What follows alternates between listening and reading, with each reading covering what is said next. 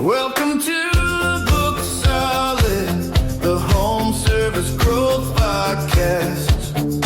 Helping service businesses capture more calls, respond faster to leads, and turn more opportunities into book jobs. Your dispatcher sees a full Thursday schedule. It looks like a great day.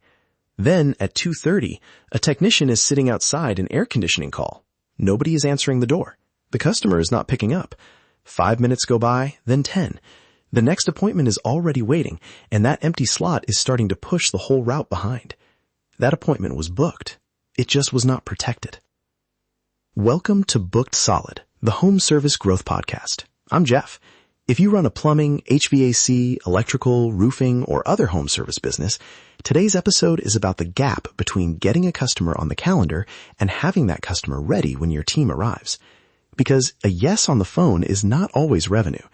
A booked job becomes much safer when the customer confirms the details, understands the next step, and has an easy way to speak up if something changes. I call this the confirmation loop. It is not a complicated campaign, and it does not mean sending customers a dozen reminders. It is a short sequence of useful touches that move someone from, "I'd like to schedule," to, "I'll be ready when your technician arrives." That distinction matters because every appointment represents more than a line on a calendar. You have marketing cost, office time, fuel, technician capacity, and a customer who made room in the day for your company. If the appointment disappears at the last minute, you lose all of that momentum. The good news is that you usually do not need more leads or another office employee to improve this. You need a few clear messages, a definition of what confirmed actually means, and an owner for the appointments that are still uncertain. Let's make it practical with a situation many HVAC companies will recognize. A homeowner calls because the air conditioner is running, but the house is not cooling. The office does a good job. They collect the information, schedule a diagnostic for Thursday, and put a 2 to 4 p.m. arrival window on the calendar. But the customer hears Thursday afternoon. The company is thinking 2 to 4. Those are not always the same thing. The customer has to decide whether to leave work early, secure the dog, and make sure someone can let the technician inside. Nobody sends a reminder on Wednesday. Nobody asks whether the window still works. So on Thursday, the customer steps out for a quick errand. The technician arrives at 2:30, waits, and calls the office. The dispatcher checks the record and realizes there is no customer response anywhere. The technician marks the call as no access, and the next appointment starts late. Nothing failed in the marketing. The original booking was handled correctly. The failure happened in the space between booking and arrival. That space is easy to overlook because the calendar says the job is there. But a calendar entry is not the same as a customer who is prepared and committed. Uncertainty is not confirmation. It sounds obvious, but schedules are full of appointments nobody actually verified. So the first protection happens immediately after the booking. Right after the appointment is booked, send the customer the information they need to feel certain about the visit. Start with where you are going and what you are coming to do. Confirm the service address and summarize the request in plain language.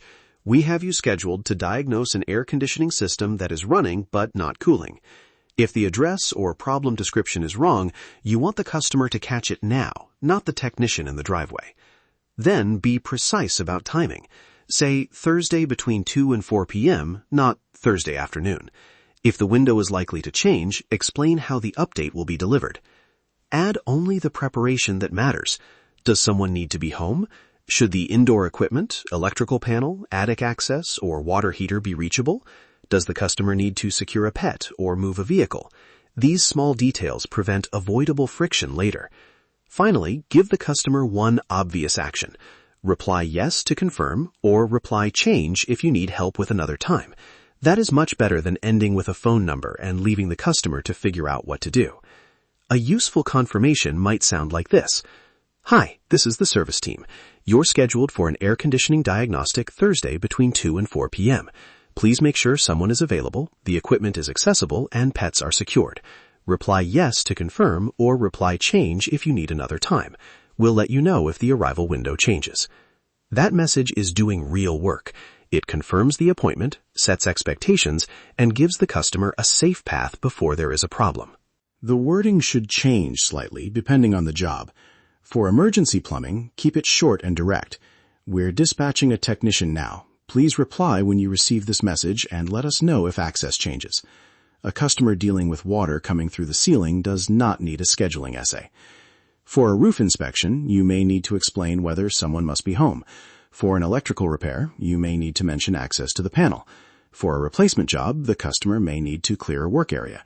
The system stays consistent, but the information should fit the visit. Then use a small number of purposeful reminders. The booking day message captures the details. The day before message asks whether the time still works and gives the customer a chance to reschedule. The morning of message keeps the appointment visible and helps the customer prepare for today. Those messages should not be identical. A day before note might say, "We're looking forward to seeing you tomorrow between 2 and 4 p.m. Reply yes if the time still works, or reply change if you need assistance." The morning of note can be shorter. "Good morning. Your technician is scheduled today between 2 and 4 p.m. Please make sure we can access the equipment and that someone is available." 3 useful messages are usually better than a stream of repetitive reminders. If a customer already confirmed, you can reduce the follow-up. If there is no response, the appointment needs a different kind of attention. Here is where many companies need a simple save path. If the customer does not answer the first confirmation, do not quietly treat the appointment as safe. Mark it as needing a response and decide who follows up. That might be a short call from the office. "Hi, this is the service team calling to confirm your appointment tomorrow between 2 and 4 p.m. We want to make sure the time still works and that our technician will have access." If there is no answer, leave a concise voicemail and send one clear reply option. Do not make the customer search through an email or navigate a complicated menu just to say yes. If the customer replies that the time is uncertain, that is not the same as confirmation. Offer a couple of realistic windows and update the calendar while the conversation is active. If the customer asks to reschedule, make that request visible immediately. A reschedule request should not sit in an inbox until the original appointment has already passed. The same idea applies to emergency work. If a leak stops or the power comes back, someone should clarify whether the customer still wants the visit. Do not assume the job is canceled, and do not send a truck based on an outdated assumption. You can manage all of this with 4 visible statuses. Confirmed means the customer replied or a team member documented a live conversation. Needs response means the appointment is on the calendar, but nobody has verified the details. Reschedule requested means the customer needs a different time. Unreachable means the agreed follow-up process was completed without contact. Each status should lead to an action. Needs response means someone calls. Reschedule requested means someone offers new windows. Unreachable means the dispatcher decides whether to hold the slot, release it, or escalate it. That is the confirmation loop. Every uncertain appointment has a next step. The rule I would put in front of every dispatcher is simple.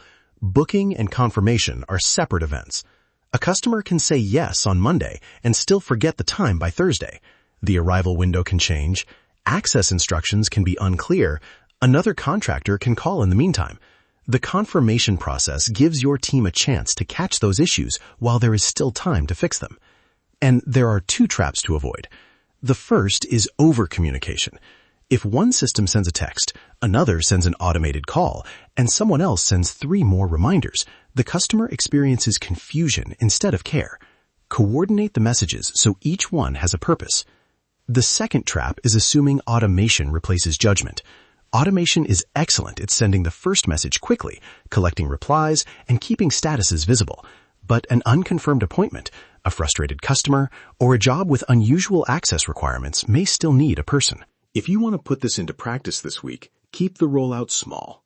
First, write 3 messages for your most common appointment type: the immediate confirmation, the day before reminder, and the morning of note.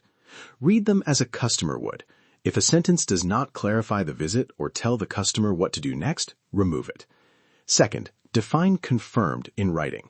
It should mean an actual customer reply or a documented live conversation. Sending a message is not proof that the customer saw it. Third, assign one person to review the statuses at a predictable time, such as late afternoon and again each morning. That person does not need to chase every customer forever. They simply need to make sure needs response, reschedule requested, and unreachable do not sit unnoticed. Test the process with a few real appointments. Have someone reply, yes, request a change, and ignore the message. You will quickly find out whether the language is clear and whether the team knows what happens next.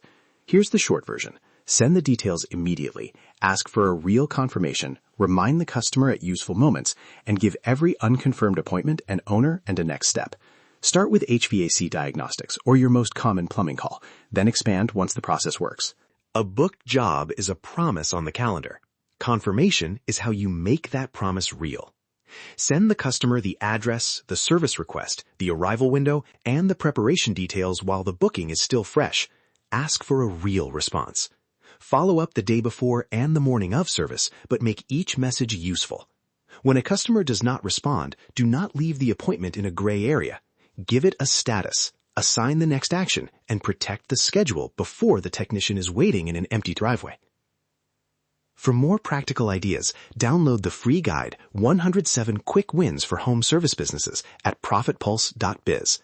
It is packed with simple ways to capture more calls, follow up faster, and turn more of the leads you already paid to generate into booked work. Thanks for listening to Booked Solid, the Home Service Growth Podcast. If this episode helped, subscribe so you do not miss future conversations about simple systems for home service companies. And if you know another contractor who could benefit, share the show with them. Until next time, keep building systems that turn more calls into booked jobs.